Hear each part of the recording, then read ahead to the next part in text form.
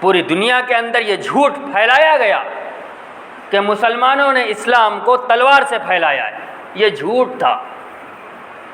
لیکن آپ جو غیر مسلم مورخین ہیں وہ بھی اس بات کے کہنے پر مجبور ہو گئے کہ یہ جھوٹ پھیلایا گیا ہے اس لیے تاکہ یہ بتلایا جا سکے کہ مسلمان غیر مہذب قوم تھی اور غیر مہذب قوم ہے۔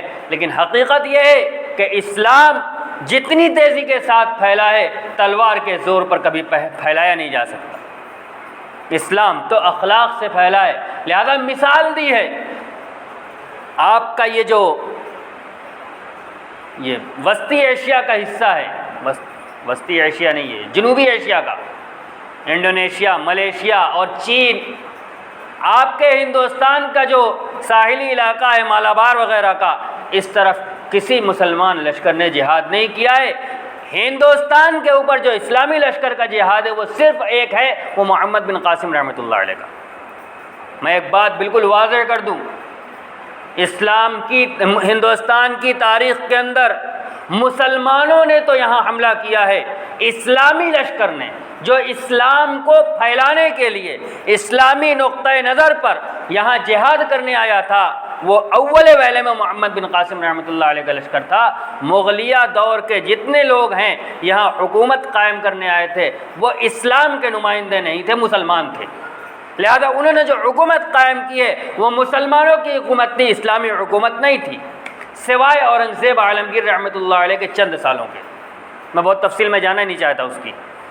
محمد بن قاسم رحمۃ اللہ علیہ انہوں نے جہاد کیا ہے، سندھ کا علاقہ فتح کیا ہے، اور اس کی بھی تفصیلات ہیں کہ کیسے وہ یہاں آئے تھے۔ وہ تاریخ آپ مجھ سے بہتر وہ والی جانتے ہیں جو کتابوں میں لکھی ہوئی ہے، جس کا حقیقت سے کوئی لینا دینا نہیں ہے۔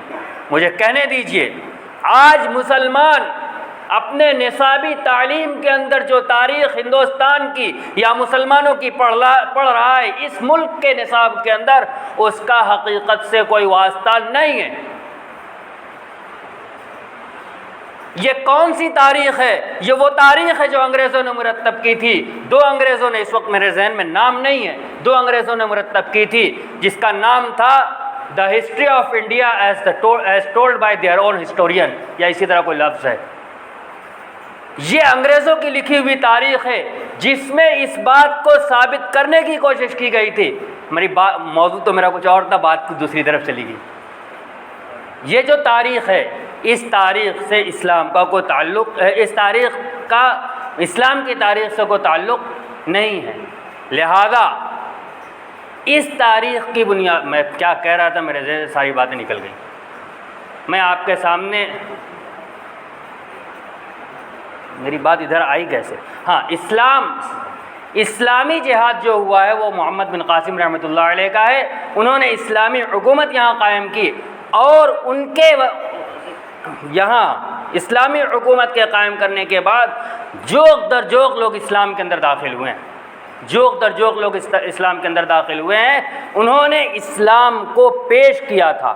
آج بھی اگر ہم حقیقت میں مسلمان بن جائیں، حقیقی اسلام، اسی وجہ سے میں نے کہا تھا کہ اسلامی جہاد جو ہوا تھا وہ محمد بن قاسم رحمۃ اللہ علیہ کا تھا۔ تاریخ کے اندر لکھا ہوا ہے کہ لوگ خود سے آ کر اسلام قبول کر رہے تھے، اور وہ یہ چاہتے تھے کہ ہمارے اوپر یہی لوگ حکومت کریں۔ کیوں؟ انہوں نے حقیقی اسلام پیش کیا تھا، اور جوق در جوق لوگ اسلام کے اندر داخل ہوئے ہیں۔ آج ہم اگر اپنے آپ کو صحیح معنوں میں مسلمان بنا کر پیش کر دیں تو آج کوئی اس میں دو رائے نہیں ہے کہ مسلمانوں کے ساتھ لوگوں کے تعلقات اور لوگ اسلام کے اندر داخل ہونا شروع ہو جائیں گے۔ کیوں؟ ہم نے اسلام کو حقیقت میں پیش نہیں کیا۔ میں نے یہی کہا تھا کہ آج مسلمانوں کے اندر کمی ہے، اسلام کے اندر کوئی کمی نہیں ہے۔ لہذا سب سے پہلی چیز یہ ہے کہ ہم اپنے اندر ایمان کا، اپنا ایمان مضبوط کریں، اپنے اندر اسلامی تعلیمات کو داخل کریں، اسلام پر خود عمل کرنے والے بنیں۔